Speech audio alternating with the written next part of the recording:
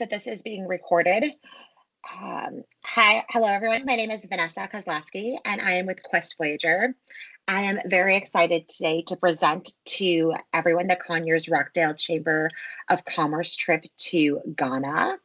This trip is departing October 16th, 2027, and quite honestly, it's going to be a once-in-a-lifetime opportunity. Today, I'm going to walk through the itinerary so you have an idea of the program. And then if there's any questions, I can answer them at the end. So from the vibrant energy of Accra to the royal traditions of the Ashanti Kingdom, this experience offers an opportunity to explore Ghana's rich history, culture, spirituality, and enduring strength. Together, you're going to walk through the Cape Coast and Elmina castles, sacred spaces that bear witness to unimaginable loss and resilience. At Esimaso, the site of the last bath, you'll pause for reflection and remembrance. Alongside these moments of reflection, you're going to celebrate the vibrancy of modern Ghana, its markets and artistry, music, schools, and community leaders, building meaningful connections along the way. This journey is designed to create space for learning, reflection, personal meaning, whatever it may look like for each traveler. Here, we're going to deep dive into your trip. You will be departing Atlanta on October 16th, 2027, and heading to Ghana. This will be an overnight flight, and I know it's hard, but I recommend trying to get as much rest as possible. You'll be receiving meals and drinks on the plane, and I personally highly recommend compression socks, a good book, and a very good travel pillow. I know I personally recommend the Turtle for a travel pillow. It's a little controversial, but it got me through both Dubai and Australia last year, so I recommend it, but do your own research. With all of these items, hopefully you'll get some rest and be ready to enjoy Ghana when you arrive. You will be met at the airport by one of our friendly bus drivers and fantastic tour directors. These individuals are amazing locals that are at least bilingual, and they will be with you the entire trip. They know all the best places to see the sights, grab an amazing cup of coffee, and are always up to take a picture for you. They're going to stay with you at your hotel and be with you on all your tours so they can answer all of your questions. During your drive to the hotel, your tour guide's going to fill you in on some of the local history, but during the entire trip, do not hesitate to ask them questions, ask them for recommendations or those hidden gems that they may know. Day 2, you've arrived in Accra, and you're going to be stepping into a city that truly represents the heartbeat of modern Ghana. It's vibrant, entrepreneurial, creative, and deeply rooted in history all at the same time. You'll be hearing the word Akwaba often. It means welcome, and it's here a lot. And it's not just a word here. It reflects the spirit of hospitality that Ghana is known for around the world. They take immense pride in welcoming visitors. After your arrival at your hotel, you're going to have some time to rest. Travel days can be long, and it's important you kind of ease into this experience. That evening, you'll gather with your fellow travelers for your first dinner together. And this is where the journey truly begins, not just with food, but with connection. You'll enjoy some authentic Ghanaian cuisine, learn about local flavors, and start building a community within the group. Day 3. Today invites you to experience Accra through both history and its living culture. Your day begins at the National Museum of History and Ethnography, where you'll gain important context about Ghana's pre-colonial kingdoms, colonial period, independence movement, and cultural traditions. This foundation helps deepen everything else you're going to see throughout your trip and journey. You're going to also visit a traditional casket making workshop. In Ghana, fantasy coffins, like you see here on the screen, are a meaningful art form. They reflect a person's life, profession, or passions. It's a powerful example of how creativity and spirituality are woven into everyday life. From there, you're going to have a walking tour through Old Accra, where you'll notice the layers of history, colonial architecture standing alongside vibrant markets, street vendors, and local neighborhoods. You'll visit landmarks such as James Fort, Usher Fort, and Old Lighthouse. These are important sites that reflect Ghana's complex past.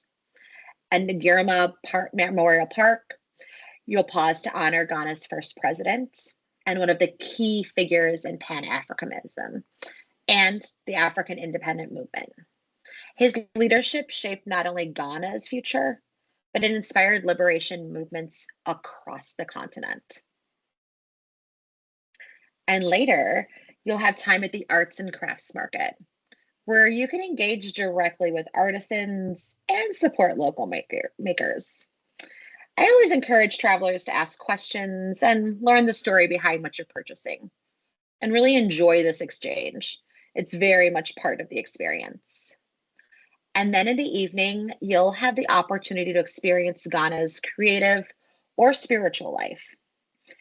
You have an opportunity to go to a local fashion showcase celebrating contemporary designers, or the opportunity to attend a local church service where music, faith, and community come together in a powerful way. Today, you'll see that Ghana is not just history, it's innovation, artistry, resilience, and quite honestly, a modern expression. Day 4. Today you travel to Kumasi, the historical heart of the Ashanti Kingdom. It's a region known for its powerful royal traditions, artistry, and cultural leadership. Along the way, you'll stop at a traditional village where you'll be formally welcomed by the chief and community elders. This is not a performance staged for tourists. It is a gesture of hospitality and respect. You're being received by local leadership, and it's an honor. You're going to witness traditional drumming, dance, and storytelling. These are forms of cultural expression that carry history, values, and identity passed down from generation to generation. During this time, you'll also have the opportunity to engage with members of the community. Afterward, you'll continue to Kumasi, arriving in time to settle into your hotel. Kumasi itself is the center of the Ashanti heritage and has royal history. Tomorrow, you're going to build on this foundation that you've started to experience today. Today, you're going to step much more deeply into the heritage of the Ashanti Kingdom. It's one of the most influential and sophisticated empires in Western Africa history.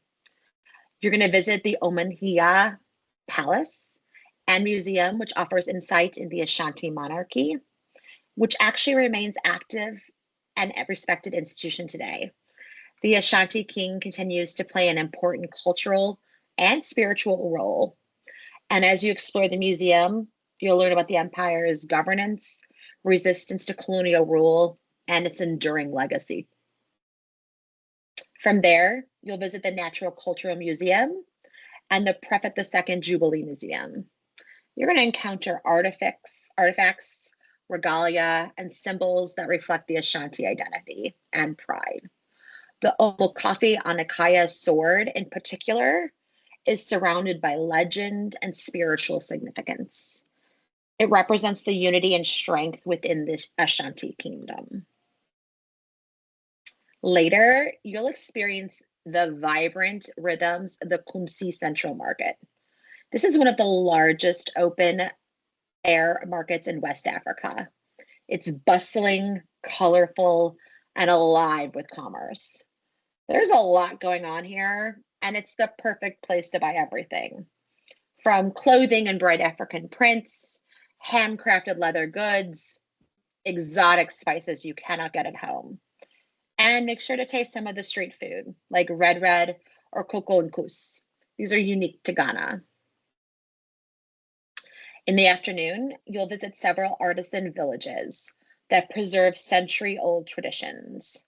In Oahu, you'll visit master wood carvers at work. In Nutaso, you'll learn about Adhikara symbols. These are visual representation of proverbs, values, and philosophical concepts. You may even create your own design, choosing a symbol that speaks to you personally. In Wamasaya, you'll witness the intricate art of kente weaving. This cloth is not just decorative. It carries meaning, status, and history through its patterns and cloths. Throughout the day, you'll see how history here is not confined to museums. It's worn, woven, carved, it's spoken and lived. On day 6, you'll be heading to Asin Maso.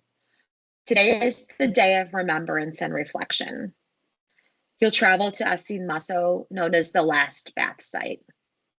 This is the place where captured Africans were brought to bathe in the river before being forced to Asin Maso, the coast, and into the transatlantic slave trade.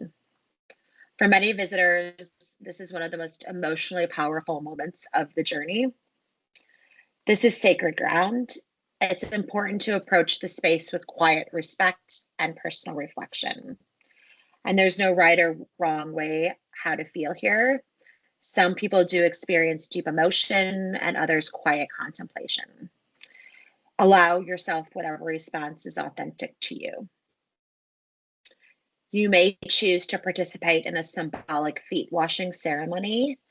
This is a ritual meant to honor those who have endured unimaginable suffering and to acknowledge their resilience, survival, and lineage. Participation in this is personal and voluntary. You'll notice that an all-white attire is recommended. White is often worn in Ghana during moments of remembrance, reverence, and spiritual reflection. It is not required, but it can be a meaningful way to honor the moment. After this emotional experience, you'll continue to Elmina, where the ocean awaits. The coastline carries its own history, both painful and powerful.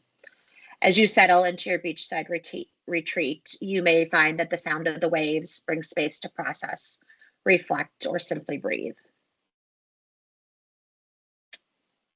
Today is a new day, and it's a day of connection to community, to culture, and potentially to something in yourself. Today, you're going to take part in a traditional Ghanaian naming ceremony. In many Ghanaian cultures, names carry deep meaning. They reflect character, birth circumstances, spiritual beliefs, and lineage. During this ceremony, you may be given a Ghanaian name as a gesture of welcome and cultural embrace. It's important to understand that this is an invitation, a symbolic expression of hospitality and shared humanity. You're not becoming Ghanaian, rather, you're becoming an honored guest. The ceremony is also going to include drumming and dancing and storytelling. These are vibrant expressions of Ghana's living traditions. Later, you'll visit Elmina's fishing harbor and boat building yard, where you'll see daily life unfold. Fishing is a central livelihood here, and these spaces reflect generations of craftsmanship and resilience. You'll also see the fish smoking centers, an important part of the local economy, which is led largely by women in this region. In the afternoon, you'll engage with students at a nearby community school.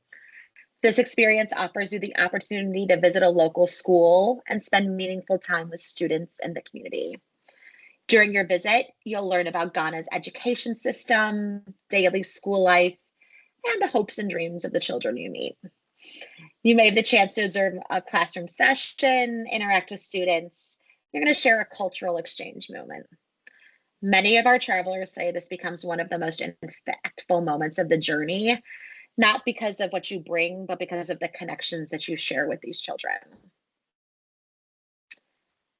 Day 8, you go to Coast Cape and the Elmina Castles. Today is one of the most historically significant and can be the most emotionally weighty days of the journey. You'll visit Cape Coast Castle, one of the primary holding sites where captured Africans were imprisoned before being forced on cross ships on the Atlantic. As you walk through the castle grounds, you'll see the dungeons where men, women, and children were confined in inhumane conditions. You will pass through what is known as the Door of No Return. It's the final exit point onto the ships. For many, this moment carries deep symbolic meaning, and large emotional responses can be expected.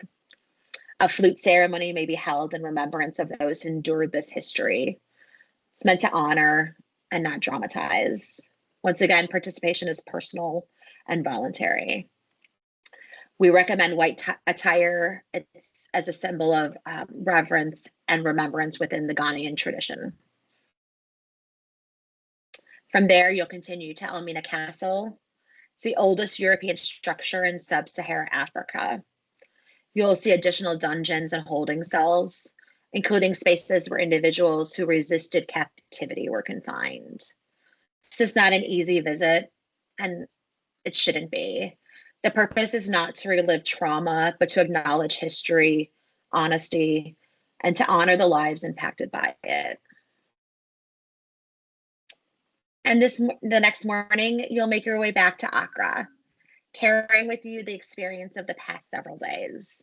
In the afternoon, you'll have time to rest at the hotel, or if you choose, explore the nearby shops to find meaningful keepsakes. I encourage you to look for something unique, handcrafted beads, locally made art, textiles, something that speaks to you personally or reminds you of this amazing trip. That evening, you'll gather for a farewell dinner. This is a time to reconnect as a group, share reflections if you feel comfortable, and celebrate the relationships and friendships you formed along the way. Every traveler will leave Ghana with something different. New knowledge, new perspective, perhaps even new questions. Whatever this journey has meant to you, this evening offers a space to honor it. And you're departing to the US, but as your journey through Ghana comes to an end, you'll transfer the airport for your return flight home. You leave the memories of vibrant markets, powerful history, these living traditions and breathtaking landscapes, and most importantly, the warmth of the Ghanaian hospitality. So I'd like to go over what the actual program includes, just so everyone is aware. We're very thrilled to be working with you on this. So it is $6,999 for the early bird pricing per person. Early bird is till March 30th of 2027. After March 30th of 2027, it'll go up $200. So it'll be $71.99. So if you are interested in going on this trip, book before March 30th. I want to make sure that you all get the deal, get the discount. It's very important. Well, for me, I don't know about you, I like a deal. You will be getting transportation from Atlanta, Georgia.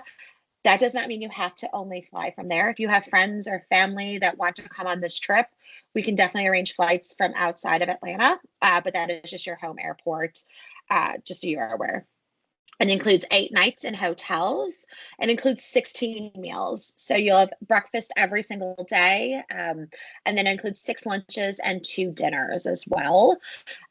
So that's great. And then the sightseeing includes quite a bit of sightseeing for this trip. So you'll have the city tour of Accra, the tour of the Kwame Nkrumah Memorial Park and Mausoleum.